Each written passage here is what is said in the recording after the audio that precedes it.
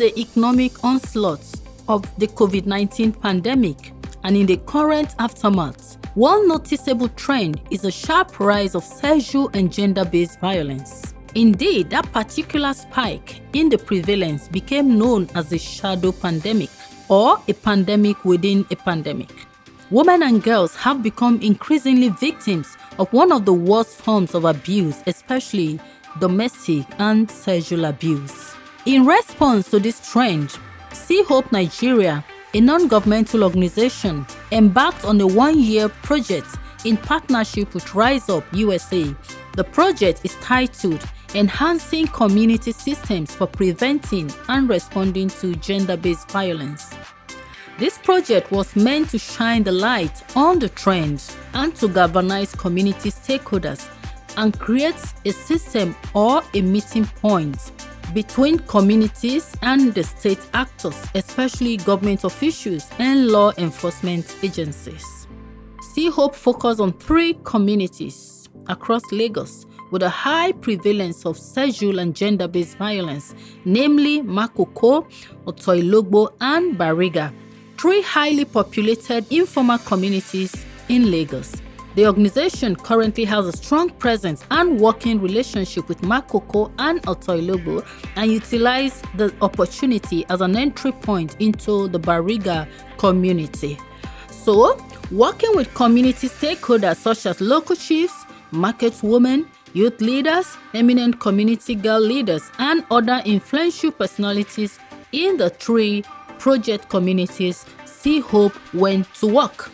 Besides the awareness creation on ways of tackling sexual and gender-based violence, where to report cases, committees were also established at each community level. Also at inter-community levels, the 3 formed committees met from time to time to share ideas, share experiences, and deliberate on the way forward.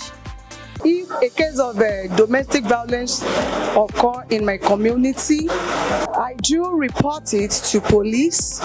If police fail to act, I will report it to the RSTV at Alausa, which they will give me a referral letter to a station with FSU department, which they will handle that case. Several occasions, I can even say that community members prefer to bring their cases to me because they believe that I'm not going to collect money. It's going to be free of charge. And another thing is that they have confidence in me because they know that I'll follow it until they get justice. We had a case of a little girl that is about 7 years old. So the little girl was actually raped by the father's friend. And the father's friend believing that if he gets to the police station that the whole case will die down. We were able to take the girl to Mirabel Center. They performed the necessary tests on her. And even when the police were not ready to take action, what we did was I wrote a letter to IG at State Command. And I was given a letter back to the police station. And the police that's from the DPO, they now carry proper investigation. At the end of it, the girl was able to get justice. CEE-HOPE also collaborated with community-based organizations and other similar NGOs such as Women at Risk International, also known as WARIF, in pushing the agenda. Representatives of law enforcement agencies were also invited to the meetings. The climax of the project was in October 2022, which was the commissioning of the major community committees, comprising members of the 3 communities and other stakeholders from within and outside the communities. That important meeting was held at CEE-HOPE's Community Center in Makoko.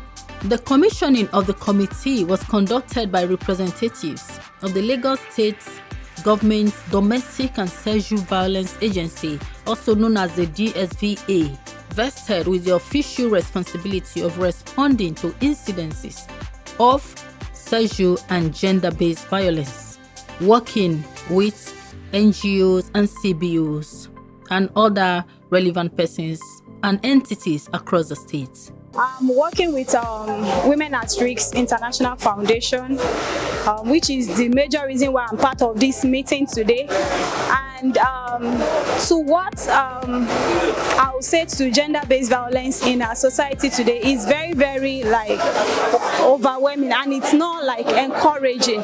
So what we're actually fighting for is to reduce this in our society and to make our society more friendly and very safe for our young girls and women in the community. I'm from Makoko community. I'm the leader of the Girls Go for Greatness, Triple G Girls Club, here in Makoko. The rape case we had in Makoko, I think it happened in 2017. The rapist called the girl and told the girl he wanted to send on an errand, and he later raped the girl. So after the rape and everything happened, the only thing was just that the girl was taken away from the community, and the rapist is still working and feeling himself in the community. Okay, the case was not reported because the mother of the victim said if they should report the case, the girl will be exposed to more rape cases. So that was why it was not reported. So instead of reporting the case, she was moved to another community.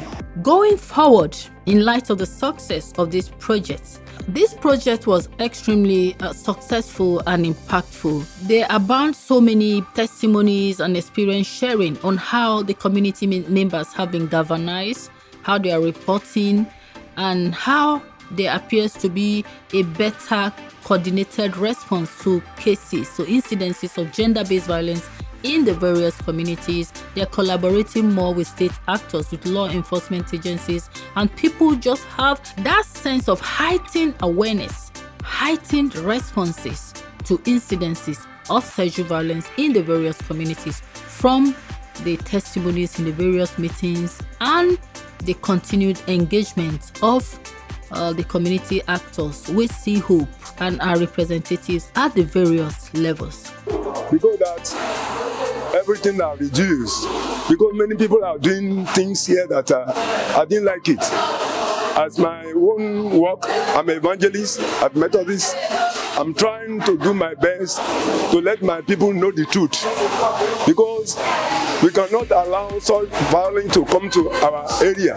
It's happened many years ago that I report to police station, they arrest many of them, and they send one of them to prison. It has been our ritual that even whenever they have the case of husband and wife issue, or maybe landlord or maybe in the compound, so I'm the first point of call that at least Abodemu come and see what is going on, what do we do, and as a result of listening to them, advise them, or if the case now beyond what we can now do, because some of the NGO like CEE-HOPE and other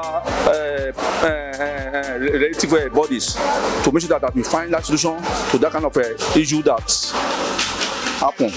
I work with the Lagos State Domestic and Sexual Violence Agency as a community engagement officer.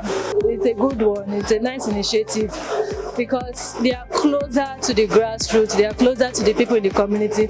So in case of cases such as sexual and domestic violence, when it occurs in the society, they can easily go to them, the survivor can easily go to them. Our virtual respondents and referral service team, they are always on ground to answer them. So the number is 08000 333 333. It does not have to happen to you before you call the number. If you witness any in your society, you can also act as a mandated reporter, because it's compulsory for all of us to be mandated reporter, because we are all involved in eradicating sexual and gender-based violence in the community.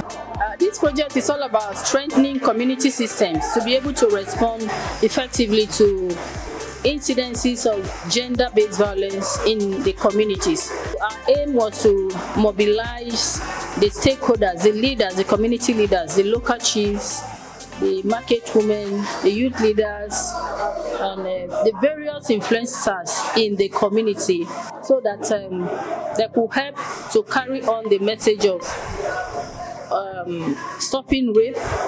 They could help to establish their presence as people that are ready to fight rape perpetrators by reporting them to the relevant authorities. So going forward, CEE-HOPE will monitor and coordinate the process of the continued engagement of an overall vibrant relationship with the community members towards zero sexual and gender-based violence incidences in the community.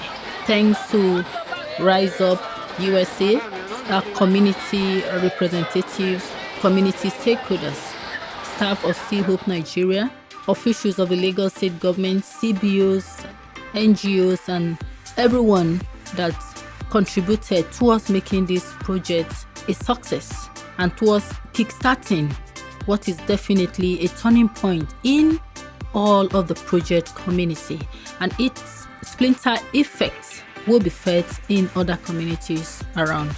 Thank you.